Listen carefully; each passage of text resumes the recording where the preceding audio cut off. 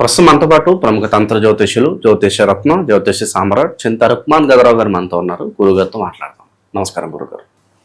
మాతృదేవోభవ, పితృదేవోభవ, ఆచార్య దేవోభవ. ఓం నమో మాందేశ్వరాయ నమః. అందరూ బాగుండాలి, అందరికీ మంచి జరగాలి. నక్షత్రాల ఫలితాల్లో భాగంగా గురుగారు ఉత్తరాషాఢ నక్షత్రం గురించి మాట్లాడదాం ఈరోజు. ఏంటి నక్షత్రం యొక్క ప్రత్యేకతలు, వీళ్ళ లక్షణాలు ఏ విధంగా ఉంటాయి, వీళ్ళ జీవితం ఓవరాల్గా పుట్టిన దగ్గర నుంచి మరణించే వరకు ఏ విధంగా ఉంటుందో తెలియచేయండి. ఏనుగు దంతాలలాగా సర్పాకారంలో పొడవుగా ఉండేటువంటి ఆకారంలాగా ఉంటుంది ఈ ఉత్తరాషాఢ నక్షత్రము అని జ్యోతిశాస్త్రం తెలియజేస్తూ ఉంది. ఈ ఉత్తరాషాఢ నక్షత్రము విఘ్నేశ్వరుడిది. చాలామంది హస్త నక్షత్రం కదా అనుకుంటారు. విఘ్నేశ్వరుడు హస్త నక్షత్రమే. తల వేరు పడక ముందు విఘ్నేశ్వరుడు అమ్మవారి హస్తాలతో చేసింది, చేతులతో. ఆ తల, విఘ్నేశ్వరుడు తల వేరుపడింది అంటారు కదా. ఆ తర్వాత ఏనుగు తల ఆయనకి వచ్చినటువంటి నక్షత్రమే ఉత్తరాషాఢ నక్షత్రం. తల లేకుండా ఉన్నప్పుడు వినాయకుడు ఉన్నాడు కదా మానవ రూపంతో, అది హస్త నక్షత్రం. తర్వాత ఏనుగు రూపం విఘ్నేశ్వరుడికి వచ్చింది, అది ఉత్తరాషాఢ నక్షత్రం. అంటే ఇక్కడ వినాయకుడు, రెండు నక్షత్రాలు వినాయకుడివే. బిఫోర్ హెడ్, ఆఫ్టర్ హెడ్ ఇట్లా వస్తుంది. కాబట్టి ఈ నక్షత్రం రోజు అయ్యప్ప స్వామిని ఆరాధిస్తే చాలా అద్భుతమైన ఫలితాలు ఉంటాయనేసి ఒక మాట ఉంది. ఈ నక్షత్రానికి గ్రహము సూర్యుడు. ఈ నక్షత్రము ఒక పాదం మాత్రం ధనస్సులో ఉంటుంది, మిగిలిన 3 పాదాలు మకరంలో ఉంటాయి. ఈ నక్షత్రానికి పితృదోషం ఉంటుంది. పితృదోషం అంటే ఏమి? పితృ అంటే తండ్రి. మరి వినాయకుడికి శివుడే కదా తల తీసేసాడు, పితృదోషమే కదా అది. ఏదో ఒక అసడ్డం జరిగింది కదా. అందున ఉత్తరాషాఢ నక్షత్రము రవి నక్షత్రం, రవి పితృకారకుడే. రవి నక్షత్రము ధనస్సులో ప్రారంభమవుతుంది. ధనస్సు రాశి పితృ రాశి, కాబట్టి పితృదోషం అధికంగా ఉంటుంది. కర్మ కూడా ఎక్కువ, ఎందుకంటే మకర రాశిలో ఉంది కాబట్టి ఈ నక్షత్రం కర్మ నక్షత్రము. వీళ్ళు అంటే ఈ నక్షత్రము అనుకూలంగా ఉన్నవాళ్ళు, మిగిలిన 27 నక్షత్రాలు ఉంటాయి కదా, 26 నక్షత్రాలు ఇది కాకుండా వాళ్ళల్లో ఈ నక్షత్రం అనుకూలంగా ఉన్న వాళ్ళు ఈ నక్షత్రం రోజు శివారాధన చేస్తే అద్భుతమైనటువంటి ఫలితం, మామూలు ఫలితం కాదు. ఎందుకంటే రవిగ్రహానికి అధిదేవత రుద్రుడు. రుద్రుడు అంటే శివుడు. రవిగ్రహానికి అంత శక్తిని, ఈ సౌరమండలాన్ని అంతా తిప్పుతున్నాడు తన చుట్టూ, అంత శక్తి సూర్యుడికి వస్తున్నది రుద్రుడి నుంచే. రుద్రుడు అంటే శివుడి నుంచే. కాబట్టి శివారాధన చేస్తే ఈ నక్షత్రం అనుకూలంగా ఉన్న వాళ్ళు మంచి ఫలితాలు పొందుతారు. ఈ నక్షత్రం రోజు అయ్యప్ప స్వామిని ఆరాధిస్తే మంచిదని కూడా చెబుతారు. కాబట్టి ఈ నక్షత్రం అనేది ఒక విధంగా చెప్పాలంటే కర్మ నక్షత్రం ఉంది కాబట్టి, మకర రాశిలో ఉంది కాబట్టి వీళ్ళకి పట్టుదల, మొండితనం అంతా బాగుంటాయి. వీళ్ళని పొగడతా ఉంటే వీళ్ళు నష్టపోయేది కూడా వీళ్ళు తెలుసుకోరు.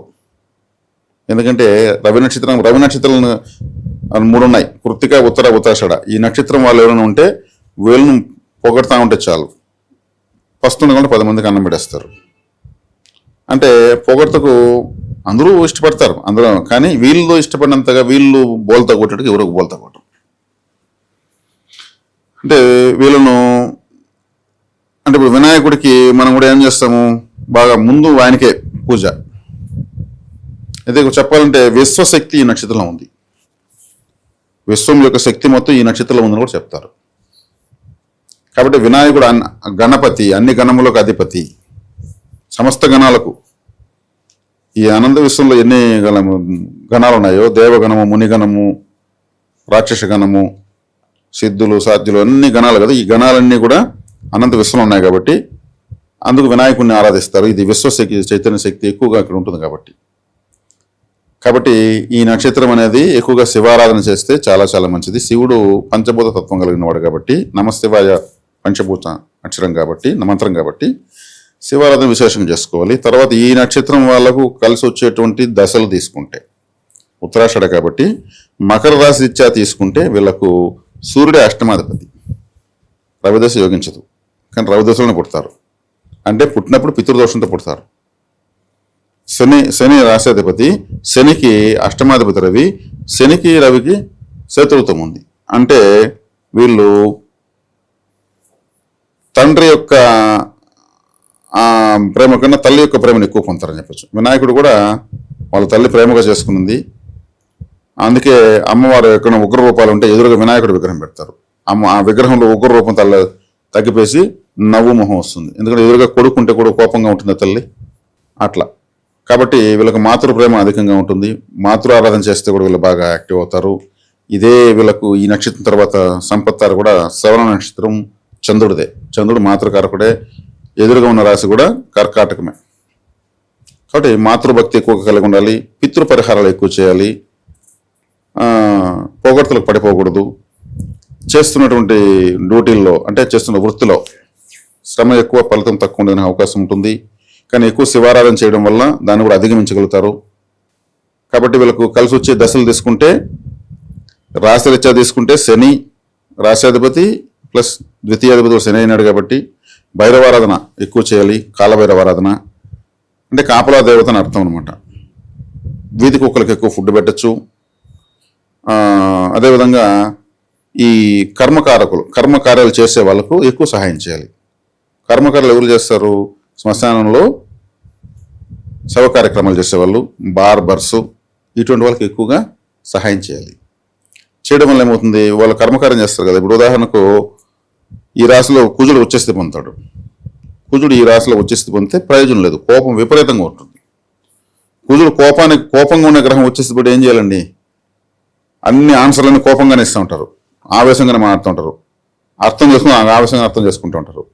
పట్టినంత అరుపులే కేకలే ఉంటాయి. దానివల్ల ప్రయోజనం ఉంది? అర్థం చేసుకున్నా కానీ ప్రయోజనం ఉంది. కాబట్టి నెగటివ్ ప్లానెట్స్ ఎప్పుడు ఉచ్చస్థితి పట్టకూడదు. ఆ నెగటివిటీ ఇంకా డబుల్ త్రిబుల్ అయిపోయిందని అర్థం. సుబ్రహ్మణ్య ఆరాధన విశేషంగా చేయాలి. ఆ యొక్క కుజుడు యొక్క బాధకాధిపతి కూడా బాధ తగ్గుతుంది. సుబ్రహ్మణ్య ఆరాధన, శివారాధన ఎక్కువ చేసుకోవాలి. అదేవిధంగా వీళ్ళకు కలిసి వచ్చేటువంటి దశలు శని దశ కలిసి రావాలంటే కాలభైరవారాధన ఎక్కువ చేసుకోవాలి. శుక్రుడు వీళ్ళకి అత్యంత శుభగ్రహం ఈ రాశికి, ఈ మకర రాశిలో పుట్టిన వాళ్ళందరికీ కూడా. ఎందుకంటే పంచమాధిపతి, దశమాధిపతి కాబట్టి లక్ష్మీదేవి ఆరాధన విశేషంగా చేసుకోవచ్చు. శుక్రవారం రోజు ముఖ్యమైన పనులు చేసుకోవచ్చు. అమ్మవారాలయానికి వెళ్ళి రావచ్చు. ఇక్కడ తల్లి బాగా అనుకూలం చెప్పాం కదా, అమ్మవారాలయానికి ఆటోమేటిక్గా వెళ్ళి రావడం వల్ల వీళ్ళకి చాలా చాలా శుభాలు ఉంటాయి. కుజగ్రహం వల్ల వీళ్ళ సొంత ఊరు కలిసి రాదు. ఈ రాశిలో ఏ నక్షత్రంలో పుట్టిని సొంత ఊరు కలిసి రాదు. విద్యలో ప్రాథమిక విద్య ఆటంకం ఉంటుంది. ప్రాథమిక విద్య అంటే 5వ తరగతి 7వ తరగతి వరకు సాధారణంగా ఉంటారు, తర్వాతనే పుంజుకుంటారు. అదేవిధంగా వీళ్ళకు బంధువుల్లో వీళ్ళకి కాని వాళ్ళు ఉంటారు. వీళ్ళ పేరుతో వాహనాలు కానీ, ఆస్తులు కానీ, ఇండ్లు కానీ, ప్రాపర్టీస్ కానీ ఉంటే గ్రోత్ ఉండవు. ఆఫ్టర్ మ్యారేజ్ భార్య పేరుతో పిల్లల పేరుతో పెట్టడం బెటరు, గ్రోత్ వస్తాయి. లేదు వెహికల్ పెట్టుకుంటే ట్రబుల్స్ వస్తానే ఉంటుంది. ఏదో ఒకటి గాలి తగ్గిపోయింది, పంచర్ అయింది, టించర్ అయ్యాలి, ఏదో ఒక రామాయణం వస్తూ ఉంటుంది. ఎందుకంటే బాధకాధిపతి 4వ స్థానానికి అధిపతి ఈ రాశికి. ఈ నక్షత్రాలు ఎవరు పుట్టినా వాళ్ళకి 4వ ఇంటి వాడే బాధకాధిపతి లాభంలో ఉన్నాడు. కాబట్టి వీళ్ళకు బాధలు అనేవి లాభస్థానం కాబట్టి డెవలప్ అవుతూ ఉంటాయి. 11వ స్థానం అధికంగా ఇచ్చేటువంటి స్థానం అర్థం. ఇప్పుడు బాధను అధికంగా ఇస్తూ ఉంటుంది. 4వ స్థానం అంటే ఇండ్లు, వాహనాలు, బంధువులు, సొంత ఊరు, తల్లి. మాతృస్థానంలో వీళ్ళు ఉండకూడదు. అక్కడ ఎండ గాలి ఎక్కువ తగలకూడదు. అంటే కంటిన్యూగా ఉండకూడదు, వేరే ఊరికి వచ్చేసి అప్పుడప్పుడు పోయేస్తూ ఉండాలి.